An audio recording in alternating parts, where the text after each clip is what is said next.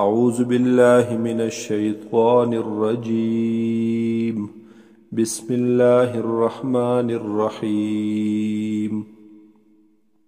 وقال الملأ من قوم فرعون او اویل هغی سردارانو هغی غټانو خلقو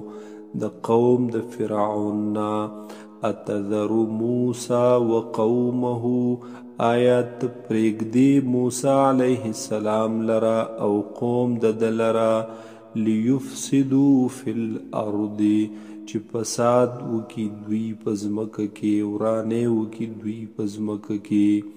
ويذرک او پریگ دی تالرا یعنی تاستا بندگی پریگ دی و آلهتک او پریگ دی دوی هغی معبودان استالرا.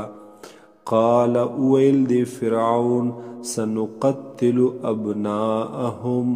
زردا چې زب قتل مونږ به قتل کو زامنو د دوی لرا هغې ځوانانو د دوی لرا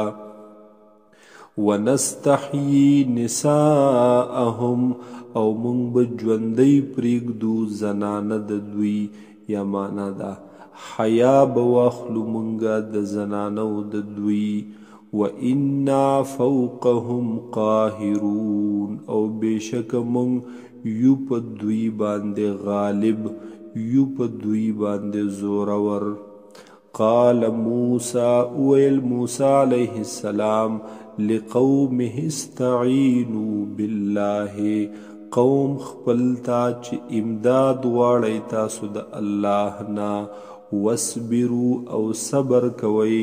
ان الارض لله بشک زمکه د الله زمکه د په اختیار د الله کی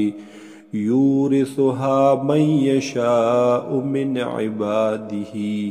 ورکوي الله تعالی د زمکه لرا چاته چې وغواړي د بندگانو خپلونا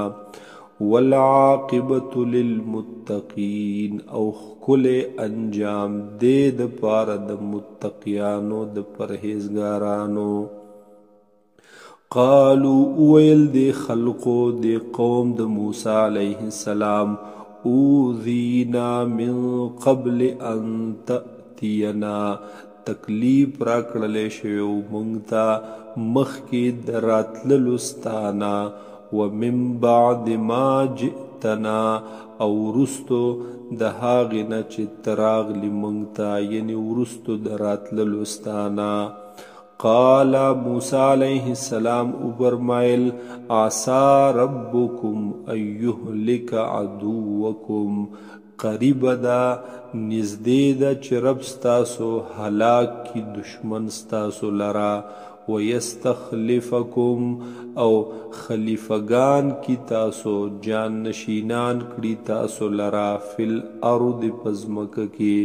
فینظر کیف تعملون پس ګوري بیا الله تعالی چې څرنګه عمل کوي تاسو.